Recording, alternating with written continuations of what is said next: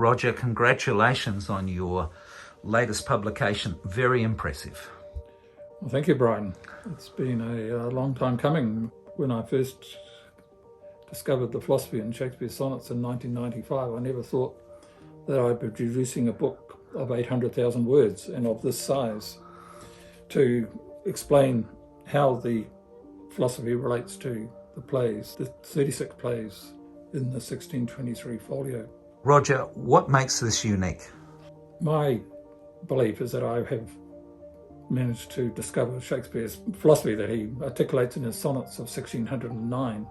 And I discovered that in 1995 and gradually worked out how his plays are based on that philosophy. And the only way to understand his plays is through understanding the philosophy. So when I came to write the commentary to the plays and ended up with this quite large volume of 800,000 words, I decided the only appropriate thing to do would be to write a commentary around the original text, because what I have discovered is that despite doubts about the text, authorship issues and emendations, the text is perfect if you see it from the vantage of the sonnet philosophy. So I have left the text in place, the 1623 text, a facsimile of the text, and have written my commentaries around the text, respecting the text and pointing to the parts of the text to which each of the balloon-style commentaries relates.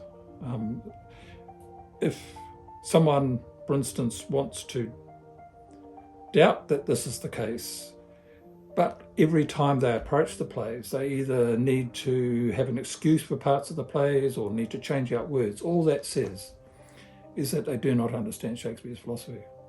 And the only way to demonstrate that you understand his philosophy is by writing commentaries around all 36 plays and show that the philosophy he published in 1609 is the only philosophy required to understand every word, every paragraph, every scene and every act of every play in the Folio. Roger, this is what you've published between around about 2005 and 2022. This is all explaining the philosophy of William Shakespeare. When I was at a reading of the sonnets in Wanganui in 1995, 4 of us turned up and we were read all the sonnets over a weekend, and I immediately apprehended that there was this amazing philosophy in the sonnets.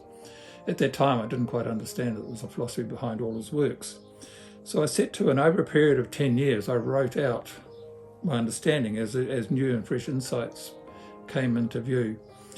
And it took me a while to get a bit of a handle on exactly what the philosophy was, how it's structured into the sonnets, and what that means for his intentions for the plays as a vehicle, effectively, to present his philosophy. And so in 2005, after 10 years of work, we published this 4-volume set, which in the first volume explains the philosophy in general. The second volume looks at every sonnet individually. The third volume begins to look at 5 plays and a number of the long poems. And the fourth volume explains the philosophers, artists and others that led me to be able to understand Shakespeare's philosophy. That was published in 2005. I then worked on a summary volume, which is this volume here called Shakespeare's Global Philosophy, which looked more deeply into the relationship between the plays and the sonnets, and even his part he played in the creation of the Globe Theatre in London. So that was published in 2017, which obviously is 12 years after these volumes were published. It took quite a while to prepare that volume. Out of that came an understanding of Shakespeare's idea of love, or what mature love means in Shakespeare, and why people resort to Shakespeare's sonnets and to his plays for the quality of love that he represents. So I published a separate essay, effectively, which explains his relationship and to love and what love means for people who actually access his works. Out of that also came a phase of when I was talking to a number of people, and I generated charts and diagrams of this order. And so we published a volume of those charts and diagrams, and also some sonnet commentaries, and also an understanding of significant artworks. And so that made Shakespeare's philosophy illustrated. After that, we decided, because we're now publishing online and our books are available internationally out of places like the Book Depository, we republished the 4 volumes from 2005 over a period of about 2018 to 2020 in hardback and paperback. And so they're now available individually anywhere in the world through Ingrams in the United States. And also there's a set of essays that I'd written in the period from in the time I was writing the Global Philosophy and then through the Mature Love. And so this was published in about 2019. All this then led up to the ultimate volume, which is the commentary around the plays. And so basically what I presented here is evidence that what I was seeing in 1995, what I sensed in 1995 was the philosophy, Shakespeare's philosophy. I now think I've demonstrated, at least to myself and hopefully to others, that this is the only way to approach Shakespeare's plays, with his consistent and comprehensive philosophy, in which you have no quibbles and no doubts about this is what his intentions were when he prepared the plays for presentation in the theatre, and then when he published his sonnets after 20 years of writing plays to present the philosophy behind all his plays. Roger, I have to ask the obvious question. What is William Shakespeare's philosophy? Well, if we go back and listen to the poets and the writers of Shakespeare's day, and even after his day, they always referred to him as the nature poet. Even in the 1623 Folio, there's very little mentions of religions or other belief systems, or even words that relate to belief systems like the word Christ or the word Mary. But there's frequent uses of the words nature and the sort of relationships in nature between female and male. And there's even the mention in the original introductory material to the Folio of concepts like begetting or increase, which are basic to his philosophy. And so when I looked at or heard a philosophy in the Sonnets in 1995, that's what I was hearing. I was hearing a nature-based philosophy, one that seemed to consider the relationship between the female and the male. I heard a very, very strong introductory set of sonnets that seem to relate to the idea of increase or procreation.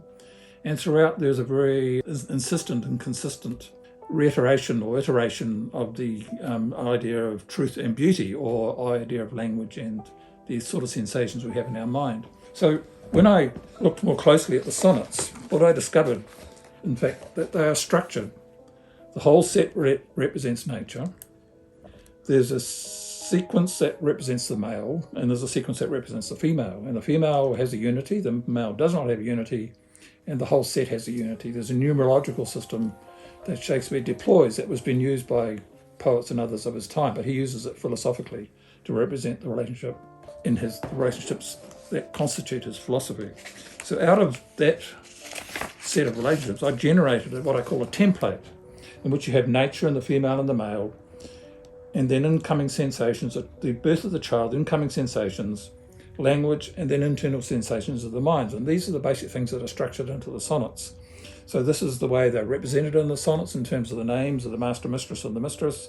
And so I also create a chart in which just simple female and male sensation and the idea of language in terms of true and false is represented. Well, Roger, so if I'm hearing you correctly, this is unique. Your findings are unique. It took me a while to come to understand that I was onto something really significant. In the first few years, I communicated with dozens of academics in English departments and philosophy departments, both within New Zealand and internationally. I knocked on the door of Ida Gaskin, the Shakespeare expert, you might call her, in New Plymouth, who had one mastermind with Shakespeare back in the 1980s.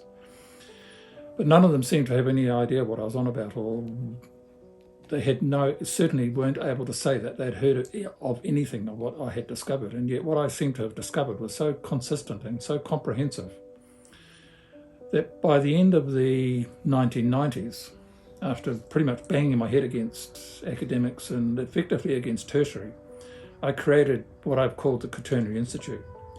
And that's a level of learning internationally completely above anything available in tertiary, whether Harvard or Oxford or Yale or any of the other prestigious universities. None of these universities have this material, and none of them are teaching this material. And so, in fact, their level of understanding is so far behind what I have that I've had to exist for the last 20 or more years in this space, and it's my freedom space really, where I don't have to knock my head up against tertiary. And in that space is the time when I've created the volumes that we have here, and eventually to the play commentary volumes. But in 2000, having decided to call what I was doing under the name of the Quaternary Institute and myself as the director, I created a website, the Quaternary Institute website, and that's now been running for over 22 years, and it's been updated. In fact, all the play commentaries that we have in this play, the 924 pages of the play commentaries, are available on the website, along with a considerable amount of other material from the books, all gratis, all available for anyone who wants to be able to read them. So no one in 400 years has come anywhere near what I have done. Even now I find that there's few people who I can communicate with. In fact, my mantra has been really that I would hope that at some time I would run across somebody who would say, yes, I know all of that, but have you thought about this? Here's another thing, and I haven't come across that person yet, but that's the person I'm basically living for and hoping they will turn up and say, your time is over. You can go back to doing your art and other work that you've been doing. The other person who's been involved in this process is my wife, Marie Horner, and she's been very instrumental in the publishing process. She effectively becomes the director of the Quaternary imprint, our publishing arm.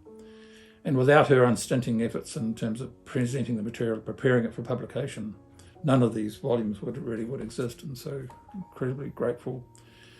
And not only that, it was her in the beginning, it was her sensibility that led me to question things and to get my head into the space that eventually in 1995 I could recognise the sonnet philosophy. So I'm very fortunate to have had a family situation and a wife and others who have been supportive of what I've been doing. Roger, looking forward to ongoing podcast interviews with you about Shakespeare's philosophy. So just the call of action, if people want to check out the website, the details?